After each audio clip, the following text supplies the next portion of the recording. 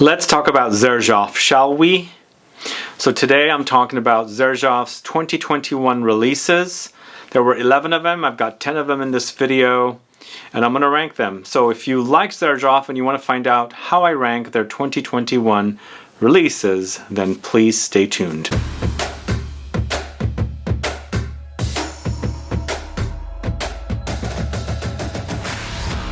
Thanks so much for tuning in. This is Sebastian. Yes, today I'm talking about Xerjoff, one of my favorite houses, niche all the way, great releases, really wonderful fragrances, and they did some really great offerings last year in 2021. I have everything but Xerjoff's Purple ACCENTO, which I never smelled, but everything else is here. Some of them are re-releases and things like that, but they all came out in 2021, and I'll rank them as I said. Before I get to the fragrances, if this is your first time tuning into the channel and you still haven't subscribed, please click the subscribe button and also click the bell so that you'll be notified for future videos and giveaways. If you're a fan of Xerjoff, let me know. Put a comment down so I can find out what is your favorite fragrance from this house, and also which fragrance did you enjoy from Xerjoff last year in 2021. As I said, there's a total of 10 here. I don't know what Xerjoff's Purple ACCENTO smells like. I'm very, very curious, but let's start with number 10. Number 10 is Decas, this one right here. Do you know this one? So this one's, to me, a very unique fragrance. For me, it works really well in the heat, but it almost seems like it might not because it has some, more intense and deep and rich kind of notes in there. So it's got resins and benzoin, but it's like contrasted with freshness and powdery touches and things like that. But for me, it smells like bubblegum, but not necessarily bubblegum as in like full-on pink bubblegum. It's kind of reminding me of juicy fruit gum for some reason. I don't know why. But Decas is at number 10. Features resins, benzoin, vanilla, orris root. There's definitely some tuberose, some juiciness from mandarin orange, but it does have some tobacco and of course some musk and Opoponax. It's a great fragrance, but I much prefer the other ones a little more. That's why Decas is at number 10. But perhaps you might enjoy Decas a lot more than I do. But as I was putting my notes together for this video, Decas ended up at number 10. So at number 10, it's Decas. Let me know if you've sampled this fragrance. Are you a fan of it? Do you enjoy it? Do you like fragrances like this? Please let me know. Moving on to number 9, and I did a video of gourmand fragrances, Xerjoff's Gourmands, last year. This was featured on there, but putting this list together, it's ended up at number 9. This is Join the Club's K-Bridge Club, and usually Join the Club's fragrances from Xerjoff, they don't publish notes. But for this particular fragrance, it does have that kind of intense cafe-like experience. So it's a kind of a milky, caramelly, liquidy kind of a rose latte-like experience with this one. But I don't get much of a coffee experience. It's just more of like milk and caramel, a gooey rose, kind of a gourmand experience. But yeah, I pick up some spices. I pick up some resinous touches in here, along with musk, contrasted with like vanillic touches and the rose. It's delicious, but sadly, it's at number 9 because yeah, it does remind me a little bit of Intense Cafe. But putting this list together, it just ended up at number 9. So Join the Club, K-Bridge Club from the House of Xerjoff at number 9. So at number 8, going to the house of Xerjoff's CASAMORATI line, this is Casa Futura. This came out last year, and I did a Zoom video with Sergio Momo. If you haven't caught that, please go catch that. He discussed this fragrance and some other fragrances. And this one, to me, it seems like a modern and a classic fragrance together. So there are some modern touches in here, along with like very classic hints. And so that's the kind of experience it is. It kind of reminds me of a Chypre style. And even though it seems like there's going to be patchouli in here, there is not.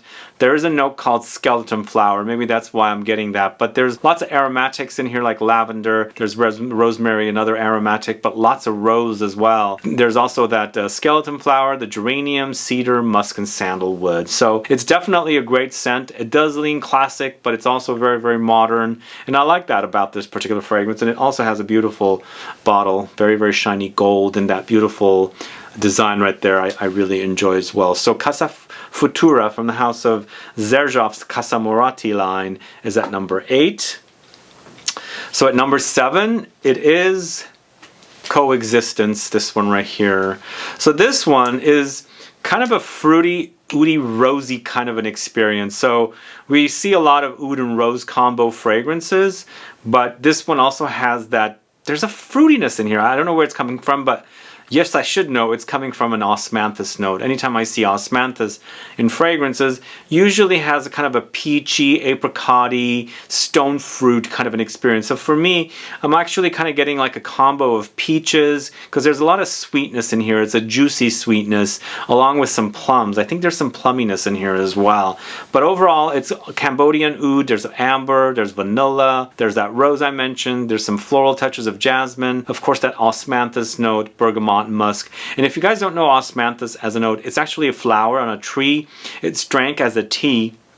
And of course, as I said, it does have that kind of apricot, peachy, nectarine, plummy kind of fruitiness. And that's where I'm getting that fruitiness from that note in here. I have a whole video on Osmanthus fragrances. You can go catch that. But at number 7, it's Coexistence from the house of Xerjoff. So at number 6, going to join the club once again, it's Torino 21. I am so surprised at how good this is. You know, it shouldn't be one of those fragrances that I really praise, but it's done so well. It's an aromatic citrus fragrance. Basically aromatics, herbs like, you know, mint and verbena are featured in here, basil. And then you've got lots of lemony touches, citrusy touches. So those are not the kind of fragrances that people like go gaga over. But this particular fragrance is done so perfectly, that's why it's sitting at number 6. It's a really great fragrance. I actually did a full review of this one because I really loved it a lot. But it features mint, verbena, musk, lemon, basil, blackcurrant. So there is a little bit of a fruitiness in here, a berry-like quality, but it's all very green and citrusy. And then of course, herbal and aromatic. This is going to be so perfect when it's hot outside. So I recommend it. So this is Torino 21 from the Join the Club collection by Xerjoff. Next fragrance at number 5 is a fragrance I also reviewed very late last year, and it's from the Blends collection, and it's a collaboration called Tony IOMMI. This is it right here. This is really a great patchouli fragrance, but a very ambery take on a patchouli. Yes, I did say IOMMI, but yes, it's called IOMMI. It's the Black Sabbath member collaboration with Xerjoff. Go catch my review for this one, but if you like the idea of a very balsamic and resinous ambery take on patchouli, definitely check this one out. But it features the patchouli note, of course. That's the star note. We've got labdanum, cinnamon, leather, caramel. We also have some boozy touches of rum. We've got musk, vanilla, ambergris, and passion fruit. So there's some light fruity touches. There's some woodiness in here, but it's definitely very ambery, some spiciness, and of course that patchouli. It's a great patchouli fragrance, definitely deserving of the number 5 spot. And this one, you know, I always talk about the chocolate cakey patchouli fragrances. This one doesn't get chocolate cakey. There's a lot of other stuff happening in here, and I think some of those other notes like leather and cinnamon and maybe the ambergris as well, kind of like take away from the fragrance, going into just like that combination of patchouli, resins like benzoin and labdanum and vanilla to create that chocolate cakiness. But still, a very wonderful ambery patchouli fragrance, spicy ambery patchouli fragrance. This is Tony IOMMI Xerjoff. And at number 4, this is Save Me. This is another collaboration. This is a great collaboration, and one I wore last summer a lot of because it just smells really great, and it's also perfect in the heat. This features mimosa as a note, and mimosa, you know, it smells kind of powdery, like baby powdery, kind of lightly almondy. Here, what they've done with it is so unique that it's there, but I'm not picking it up in its all like naturally smelling form. It's kind of like altered with other notes combining to it. Yes, you still experience the yellow floral touches of the mimosa flower, but there's a lot of other stuff happening with it. But it smells really great. If you like floral fragrances, white flowers, yellow flowers, just like a floral experience with some spices, musk, and also some citrusy touches. You definitely have to try this one. But overall, it features mimosa, chamomile, pink pepper, ylang ylang, tuberose, cyclamen, gardenia, jasmine, sandalwood, and musk. There is a little bit of a citrusy touch, but it's more about the flowers. This is a flower bouquet, but a wonderfully smelling floral bouquet. So Save Me by Xerjoff is a great fragrance. This is a collab with Brian May of Queen. So that is at number 4. Oh boy, this next one's so yummy. All of these fragrances are really yummy, but the top ones, like top 3, top 5 is amazing. Top 10.